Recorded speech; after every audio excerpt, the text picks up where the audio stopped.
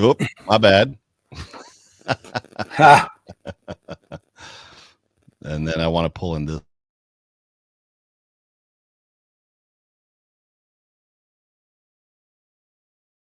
I'm talking about straining for that logo on the side of your helmet and not the name on your back. Yes, sir. Because we know what it represents. It represents everybody here you see and everybody you can't that we've talked about. I'm here to strain with you, men. I swear to God, I'm here to strain with you. Let's go. Everything you got, strain with everything you got. Let's go. Bills on three. 1, 2, 3. Bills.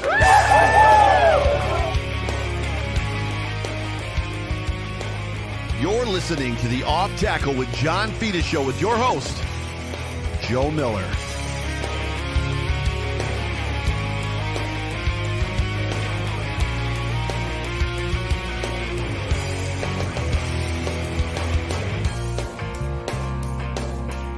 Well, what is going on, everybody? Welcome, everybody, into a special cooperative event. This is the Off Tackle with John Fetus Show and the Overreaction Buffalo Sports Show, post-game show with some special guests. We're coming off of a Buffalo Bills victory. Happy Victory Sunday to everybody. Happy Victory Christmas. Merry Victory Christmas, John.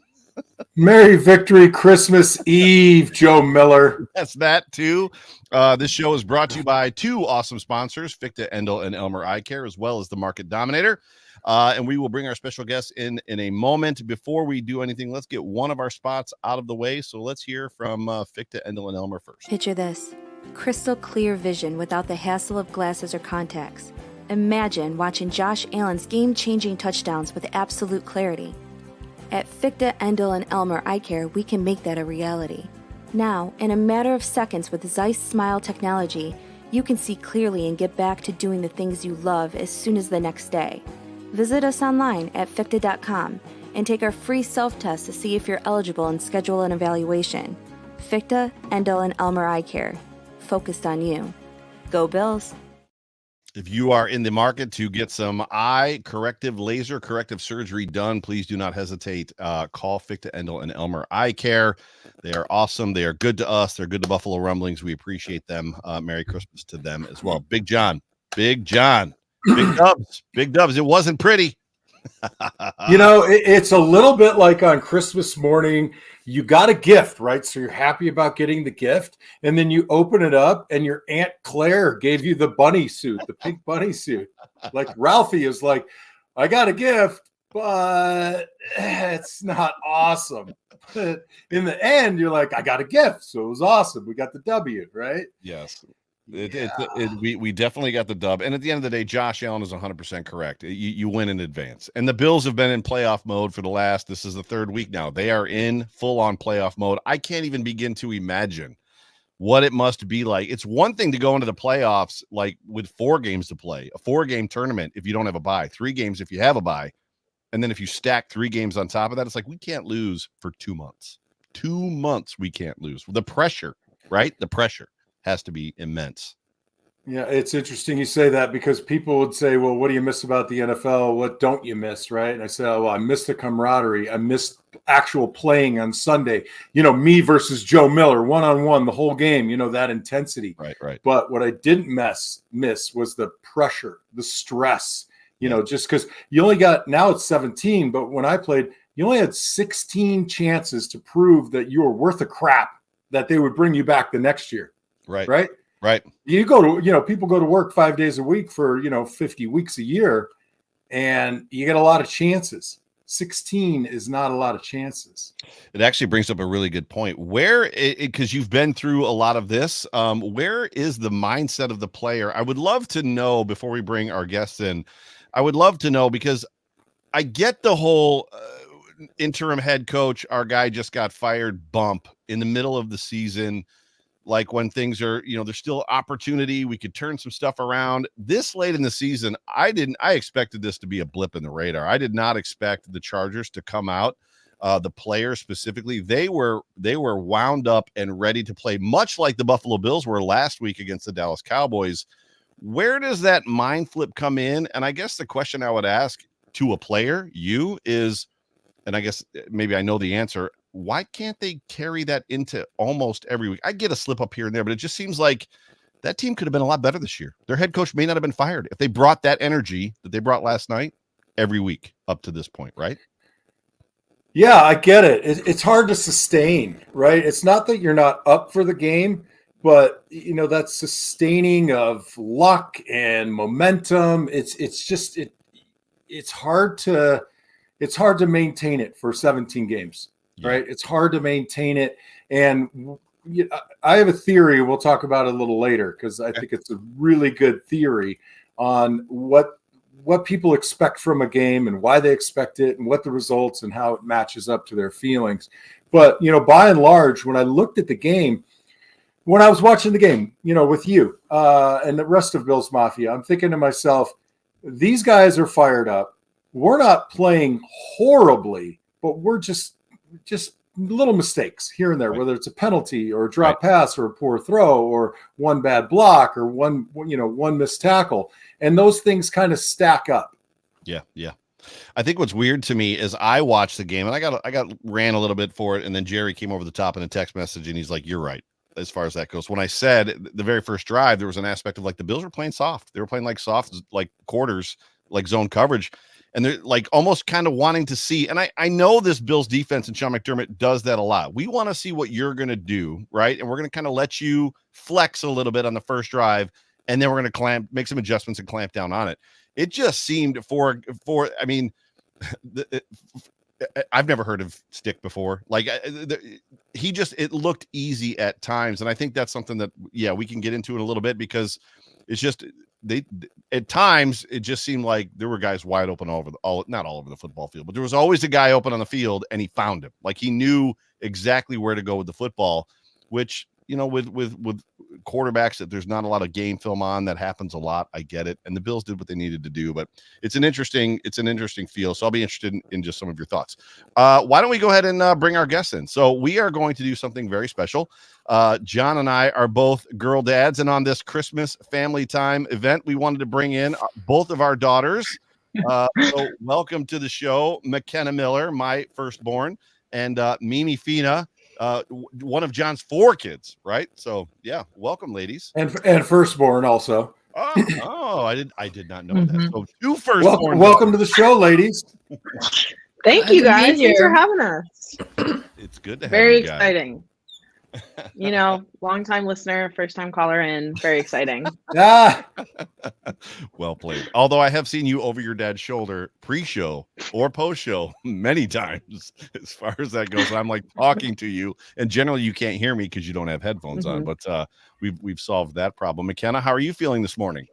Pretty good. I'm excited for Christmas. And I don't know. I was excited about the game, but I'm not that excited. Because it wasn't that good of a game, I guess.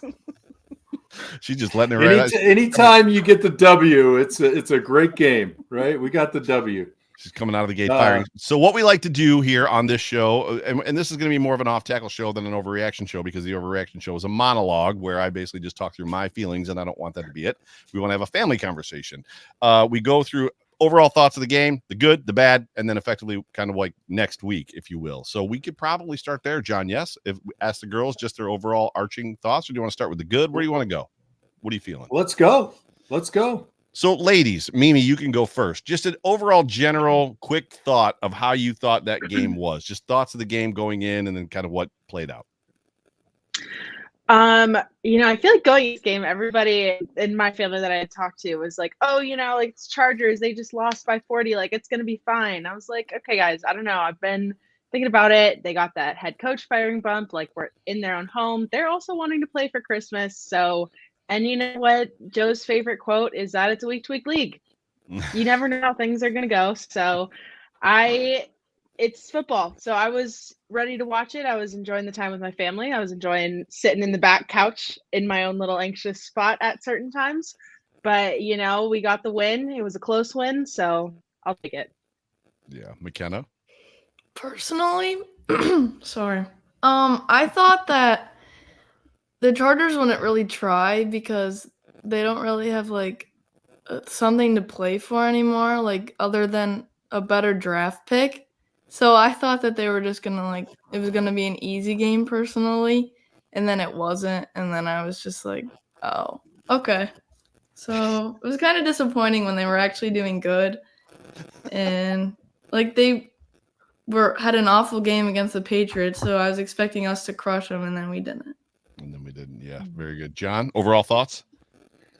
So I wanted to bring this back up now that the girls are on here. I was thinking to myself, like, last week when you said, "Oh, we're going to curb stomp the Chargers," and I got furious, and I'm knocking on wood, and I got up, and I'm like, and then I had a moment of epiphany yesterday, and it kind of falls into this category of, when I think passionately about something, and people do this all the time, they do this presumptive agreement statement.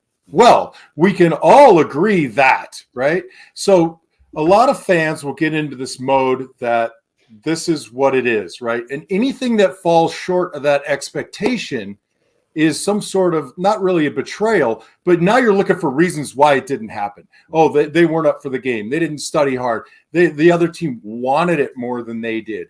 When in actuality, it's just a good game, right? That team came to play. They had a lot of motivators to play. But when you put yourself in this space of thinking we should beat the crap out of these guys, and then it doesn't happen, you start talking about we're playing down to the level of our opponent or this and that. And so you go through like a reverse self-affirming self-talk, right? And it's just not the case with players. Like, we don't look past a team because the game is made up of individual battles cobbled together into a team effort, right? Yeah. So you don't have this flatness from everybody. There are always bad plays and great plays by some people. And we've talked about this before. Some people say there's no such thing as momentum, but there is momentum. There is. And, we came off a short week. They have a new coach, an interim GM, all that kind of stuff.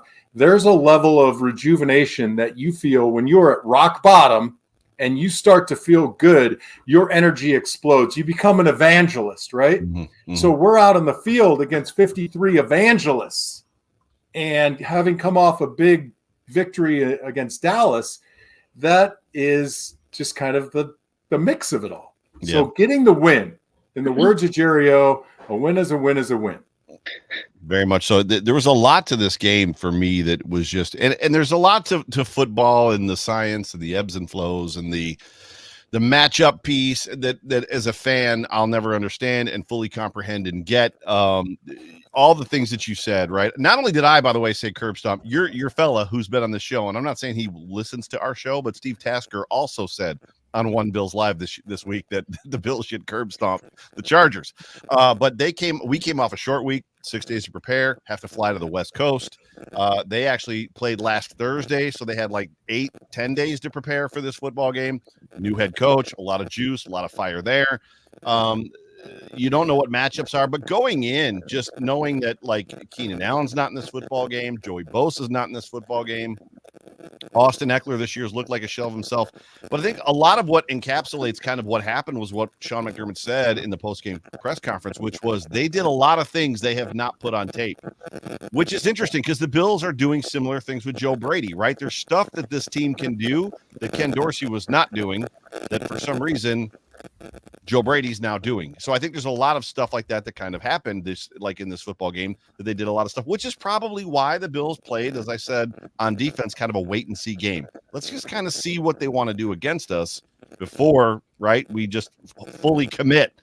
Although I don't know. Everybody else get that static? Yeah. Just now, but not back. I don't know who it is. Hang on a second. It's John. John, it's you for some reason. I don't know why it's you, but yeah. So anyway, bad internet. But for some reason, going down 10-0, I don't know that it helped their case, but the Bills had what it took to kind of come out of it. But yeah, so as far as the good, let's talk about the good. And I think what would be a fun exercise for us as far as just as a group, asking the girls real quick, just as far as when you think of the good in this football game and how this football game went, what was, McKenna, I'm going to let you go first. What was the best player in this game that you saw? What was who had the best game in this game for you offensively? Probably Gabe Davis. I mean, coming into the game, he didn't really have any catches. I think he didn't have a catch for like 2 games or so. Is that true? I think he had. I don't remember the numbers. It was 4 out of 6. He had a catch in 4 of the last 6 games. He did not have a catch. Yep. Yeah. So then him coming into this game and catching those long balls and like actually catching it. Like, and he had a couple of them, and they were good catches, and they were like hard to make. But like he had a really good game, in my opinion. Yeah, he did. It was impressive to me. Just, I think you and I both, when he caught the long ball, the touchdown pass, that we were like, "Oh my God, he caught it!" Yeah. Which isn't great. John, your audio for some reason is super staticky. Your microphone. I don't know if you can unplug it and plug it back in or something like that, or select a different microphone. Mimi, what about you? McKenna took my offensive player, which was Gabe Davis. So I'll go defensive side of the ball. But I think Ed Oliver had a pretty big game. He talked about it afterwards, that sack to kind of seal the end of it in the locker room, how he was saying McDermott was like, look, we got to wrap it up. And he said, okay. And he got his, bonus for that sack incentive. And he talked about getting home to make Christmas for his family with it. So I think that was exciting. Yeah. I think it was just incredible that Josh Allen knew that like that sack got him, like pushed him through to like his next extensive barrier break. Well, John, how much is that a conversation in the locker room that players know like each other? No, I think it's a big conversation, but it's not like, hey, I've got to get this or this and that. I mean, you bring it up in conversation, man, I'm so close. And we didn't have a lot of that in our contracts. Of course, I had none in mine. I don't know, but no, they talk about it a little bit, and it's kind of like, it just depends on the guy too. Like Ed Oliver strikes me as the type of guy who likes to keep the locker room fun and light, and bring guys up that are feeling down, and just kind of keep the morale high. So he'll be like, "Let's go, guys! Come on, put some pressure on. I want to get that sack. I'll take you all out to dinner," and then he doesn't. It's always fun too, like when the coaches seem to kind of know, or they're aware that there's an incentive out there, and like you see them try to push to get a guy. Like we watched the San Francisco 49ers do it with Christian McCaffrey when he had the streak going, the touchdown streak. I think he was at 16, and they're like, we're working really hard to get him his 17th game in a row touchdown. He didn't get it, but it's always fun to see that. John, from your opinion, player of the game in this game? I like Taron Johnson. Played aggressive, playing terrific, right? Had a great week last week. Really just from a decimated secondary perspective, where every team thinks they can pick on Benford, they can pick on Taron Johnson, he's really delivering. He's just playing super good football. My second player of the game is both offensive guards. I haven't gone back and dissected the film yet, but what I'd say is when you don't see them highlighted, when you don't get penalties, when you don't hear their name called, and they generally disappear, it usually means they played pretty well. Yeah. And, I always want to give props to the big boys up front when I can. Yeah. And speaking of big boys up front, it's interesting to me, like Poona Ford is a great conversation and a great topic just to talk about, and a wonder of why and where he's been. He played one game this year so far. It was the New England game. He actually played pretty well in that game. And the Bills have guys on this defensive line that are not, no pun intended, pulling their weight. They're not playing maybe as well as expectations would say that they should be playing. But I thought Poona played well, but McKenna actually said to me in the middle of the game after Terrell Bernard, I think he had the one sack. She was like, where did this guy come from? And I was like, 3rd round pick. And she's like, where was he last year? I was like, we had Tremaine Edmonds and Matt Milano. He couldn't get on the football field last year. But I thought Terrell Bernard played really, really well. Like he has been solid all year long. But there's a lot to be said for what's happening on this defensive line, this entire defense, as far as just playing maybe even outside of what their expectations should be with the losses that they've had. Again, we know the losses, but Micah Hyde not playing in this football game. It was something to be said for sure. So anything else anybody wants to talk about as far as the good from this game? That we all got to watch it together. I know that's always good for me, being so far away. I enjoy getting to come home and watch the game. How long are you home for, Mimi? I'll be home until like first week of January, so I got the next Bills game as well to watch at home. Yeah, real quick, we probably didn't do any of this. So you're a student, a college student, a grad student at FSU, correct? Yes, I am. Yeah, very cool. Yeah, And I'm McKenna, studying the. Mhm. go ahead. You're studying. Oh, I'm studying mental health counseling for my master's. Oh, I might need some of that. Being a Bills fan, McKenna, and where are you currently going to school, McKenna? I can say the school. Well, why not? It's I not don't know. against I the go law. to Frontier High School, and I'm a junior. And you're both athletes, McKenna. You play what? Flag football. And what position do you play? I rush the quarterback.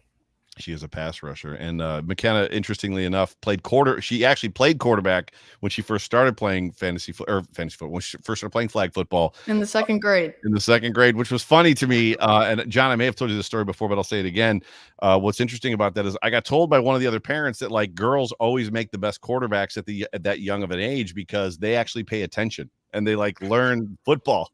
And sure enough, we got out there and she got picked to be a quarterback and we like learned. I showed her how to throw a football and turning her hips and all that kind of stuff. And she still can throw a football pretty well. And like the coach would like be coaching them up and McKenna's just standing there like staring at the coach, like taking in everything he's saying. Meanwhile, all the boys were like bending over, like picking up grass and like trying to like pick stuff, like picking flowers off the football field. I remember specifically times McKenna being out on the field and like the play call would come in and she's like yelling at the other boys, like that they're not in the right spots. You're supposed to be here. You're supposed to be there in the second grade, which is great. And Mimi, you are also an athlete. What do you play?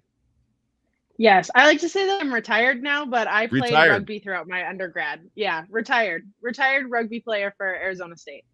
Very cool. That's awesome. Which is that John's alma mater, or was that, or did I always His get rival.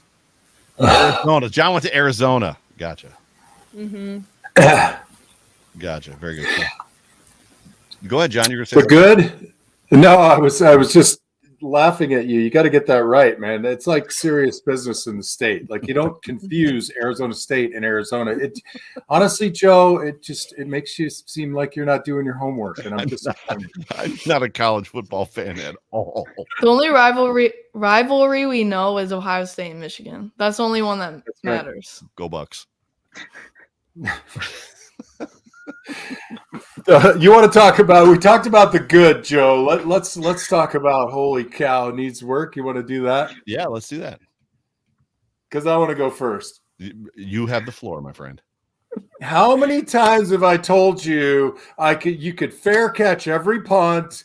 You could just be so vanilla and so boring. Just don't hurt us. Yeah. Right? Yeah. I mean, the punter did well yesterday. I thought he kicked the ball really well. Yeah, for sure. Bass hit his field goals, kicked the ball out of the end zone, except for the squib.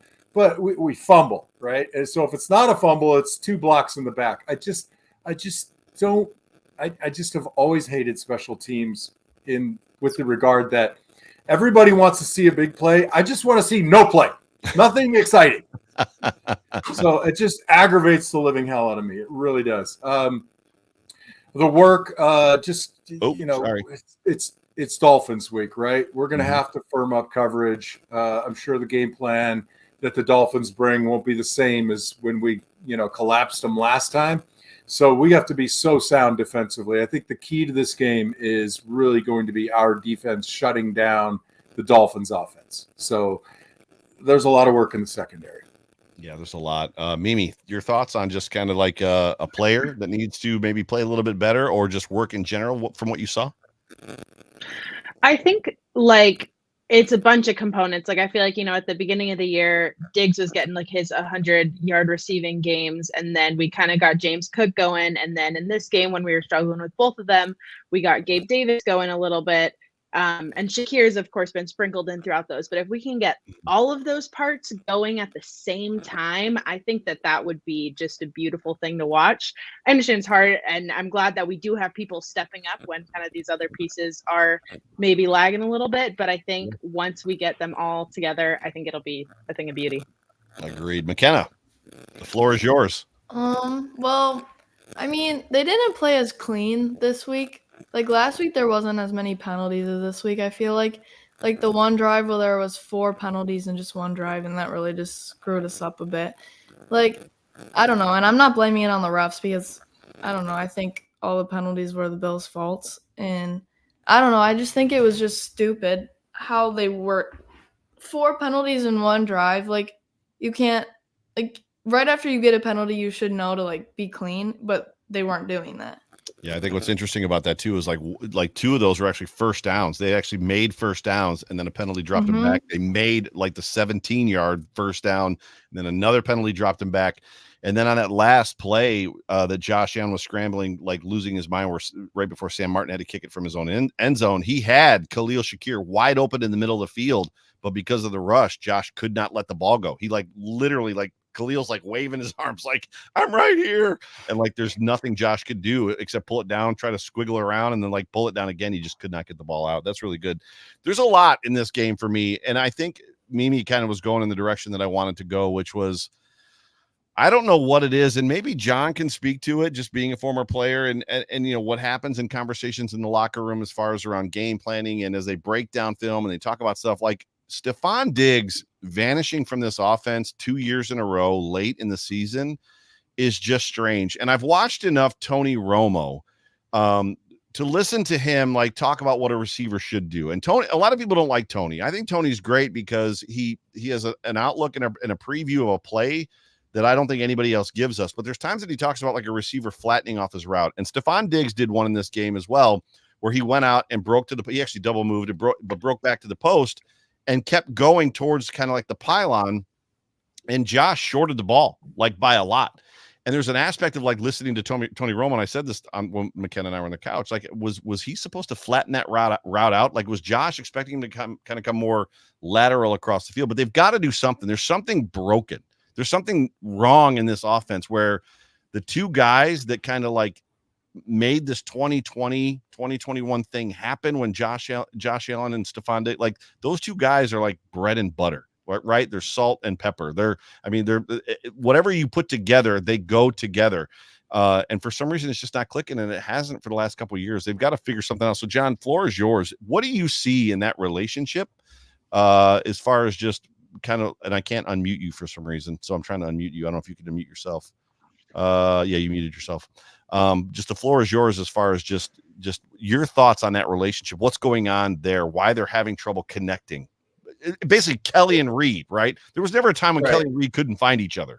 Like these two, for some reason, are having trouble right now. Well, first and foremost, I'm going to make a correction here. I did say Miami week. I do know that it's New England week, but and maybe the listeners don't know this. The game plan for Miami is being built this week. The game plan for New England was built last week. Right. Because you can't build a game plan while you're trying to practice and install it. So to your point about the one pass, first of all, I think Diggs felt like Josh was rolling to his right. And if he flattens it out and heads to the sideline to Josh's left, that's a much harder throw. So I think he goes deep, trusting that Josh can get it there. I just think there wasn't enough on that ball. Yes, Stephon Diggs is incredibly important to this offense, but the fact that he hasn't been getting 100-yard games for the past 4, 5, or 6 is not a bad thing in my opinion, because when you're getting the ball to James, when you're getting the ball to Dalton, when you're getting the ball to Gabe and Shakir, you're bringing those people's confidence level up. You're giving Josh more confidence in their play. They'll scheme, I believe, a little bit more, but also defenses now can't just say, we're going to lock down on Stephon Diggs, right? We can't do that, right? Because these other 3 guys or 4 guys are a real threat, and we need to honor that now. So I'm sure Joe Brady's sitting there with his pencil and thinking about, last week, of course, what New England does well, what they don't do well. How do we get Stephon Diggs the ball? And that question is asked. They talk about that. So I'm not too concerned about it because stacking up W's right now. Yeah. And he'll get his shot. He'll get it to him. I think what's interesting is Steph isn't young, right? So Steph has been in the league for a long time. This is obviously his 4th 1,000-yard season in a row with the Bills, and he was with the Vikings, I think, for 4 years before that. So Steph has got some tread on some wear on the tread of the tires.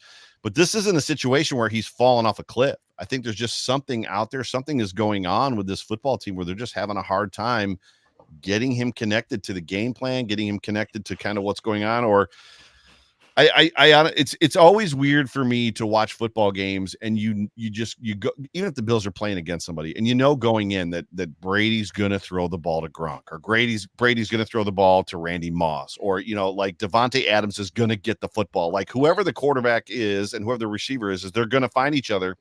And for some reason, late in the season last year and this year, the Bills have just kind of gone through a couple pockets where it's been a little bit strange, where Josh and Steph are having a little bit of trouble. Not a big deal, but obviously just work, right? Something they need to work on, which is great. Let's take a quick second and hear from our other show sponsor, the Overreaction show sponsor. Let's hear from John Spazchek, the market dominator.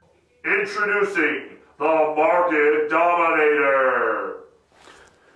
Folks, I'm John Spazchek. That's right, the market dominator. And I am the proud sponsor of the Overreaction podcast, hosted by my good friend, Joe Miller. His approach is absolutely outstanding. It's excellent. And that's what our approach is when we get into real estate. We help our clients win, just like our beloved team is doing week in and week out. So folks, if you want somebody representing you with the most cutting edge technology, using artificial intelligence and everything we can get our hands on to help you win, you reach out to me directly, 716-570-3298. We will answer our phone. And one more thing, go Bills. Go Bills, 100% true. I called John Spazchek and got this wonderful home that McKenna and I are sitting in right now. And if you were in the market to buy or sell a home in this crazy market with these crazy interest rates, you do not want to do that alone. Please give John and his team a call. Again, John will answer his phone. Let's do this. Let's, as we're kind of wrapping this show up here on Christmas Eve, we want to get everybody back to their families, and we appreciate everybody that's online live with us right now, because there's a whole bunch of you, which is great. So thank you so much for being a part of the show, and all of you in the comment section as well. And thank you, Mimi and McKenna, for both also joining us on the show. This has been fun so far. Let's talk about the next two games and just kind of some expectations, and basically where are you at, McKenna? I'm going to let you go first. So expectation for the Bills playing the Patriots, the Bills playing and then going to Miami and playing. So Patriots at home, Bills playing the Dolphins in Miami. And then do you think, your thoughts on those two games? Do the Bills make the playoffs, and do they possibly win the East? Do they sneak one out? Do the Dolphins let up and the Bills win the AFC East? Where are you at on the rest of the season? I mean, I don't want to set my expectations too high, because if I do, then I'll be disappointed, because that's just the Bills, and then I'll get a note in my lunchbox saying, "I'm sorry I made you a Bills fan. Love, Dad." But TMI right there. TMI. I think it's very possible for us to win the East, because the Dolphins have a hard schedule. I mean, they play the Cowboys and the Ravens and then us. And I think that we can beat the Patriots, and I think we can beat the Dolphins also. So I just hope that we will, obviously, but I don't know. You can never expect too much. I mean, the Dolphins have been really good this season. I don't know. I didn't expect them to be that good, but they are. But I think we're better when we want to be. And I think that if we want to be better and we actually try, then I think we will win. Good. Go ahead, Mimi. Yeah, I mean, I agree with you. I think you got some great points there, McKenna, especially about managing expectations and being prepared for all the different outcomes. Sorry, I'm sounding like a therapist right now. My bad. But I'm just thinking about what you're saying, and let me lay down. Let me lay down first. Okay, perfect. Are you ready, Joe? How are you doing today? Tell me about your mother. But I agree. I think we can beat these teams that we've got coming up. I hope that they go out into the Patriots game with some vengeance, with some seek for revenge, especially because it'll be a home game in Buffalo, looking to set the record straight out of the last meeting. And I hope that they are able to do that with some clear minds as well. Like, I want the vengeance, I want the fire to be there, but to, see straight at the same time. But if they can do it, I'm excited for what the rest of the year holds, though. Awesome. John? It just scares me. They're not a good team with a record, right? They don't score a lot of points. I mean, paltry amount of points. Patriots. But You talk about the Patriots. Yeah. Yeah. Okay. Yeah, they don't score a lot. And again, to me, if we could shut them down, harass the quarterback, just get into a rhythm, I think that, there's no reason we shouldn't win this game. And I say that not like curb stomp, right? I just say win the damn game. Right? This is a division rivalry, just like the one following. And you just want to win the damn game. I don't care if it's by 1 point or 100 points. What do you need to do to get it? Just shut them down. You got to belittle them, harass them, big boy football, like you like to say, up front defensively, and just, for the first quarter, just strangle them off. You want to have 10 minutes of possession. You want to see them punt twice in the first quarter and score on your first 2 drives, touchdown and a field goal or 2 touchdowns. Same with down in Miami, though. I think the approach is going to have to be a little different. Obviously, we have to shut down Tua, but I think we have to take some chances offensively. I think we got to stretch the field a little bit as best we can. I think we got to move. I'd like to see Josh get outside the pocket a little bit early and sort of roll out run kind of option. He just seems to get really lubricated and ready to go when he has a chance to run the ball early. We can win both of these games, right? I think Miami can lose too. They can lose Dallas. They can lose the Ravens. They have a rougher 2-game stretch than we do. Mm-hmm. Or did, right? We had the Chargers. Yeah, what are your thoughts? So what would it mean if the Bills actually come from behind, like from being 11th? So out of 16 teams in the East, the Bills were in 11th place 2 weeks ago. They're in a playoff spot right now. Clearly the games on Sunday have to be played, and then that'll kind of determine what happens and where they sit after, like on Monday. But if the Bills literally come back from 11th place and win the AFC East after the Dolphins, I think they had a 3-game lead, 2 or 3 game lead of the Bills. I just there's a lot of I don't want to say demoralization, but just it'll be wildest dreams land kind of stuff going on as far as that goes. When I look at just the next 2 games that are kind of coming and the Bills and their opportunity, I believe they're going to win. I feel like they can beat the Patriots. Obviously, I feel like they can beat the Dolphins. We match up well.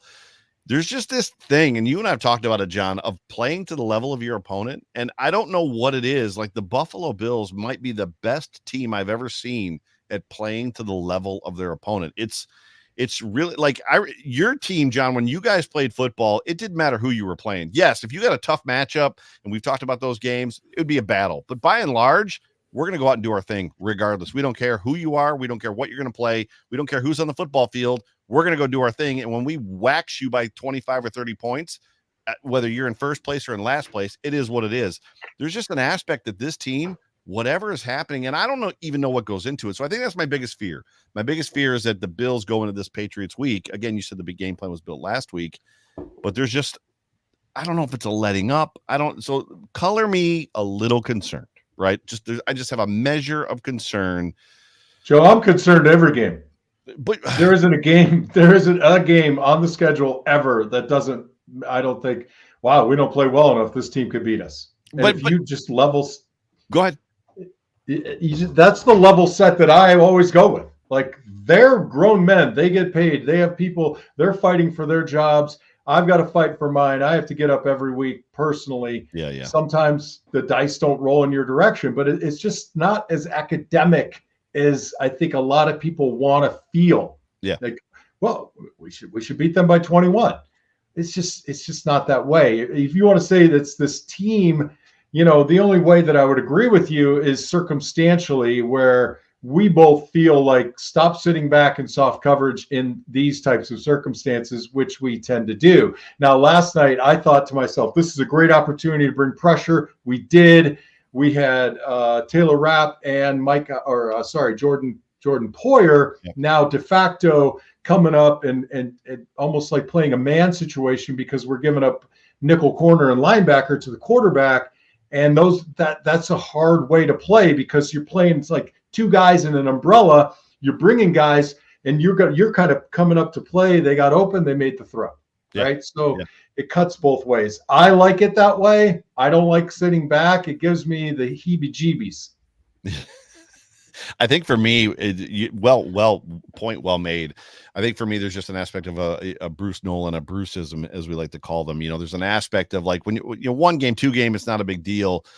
3 games is a trend, and when it's what you do, it's who you are. And the Buffalo Bills just play down to their opponents. There's something there that just makes me nervous, and I appreciate the fact that you're nervous too. So that just makes me feel good.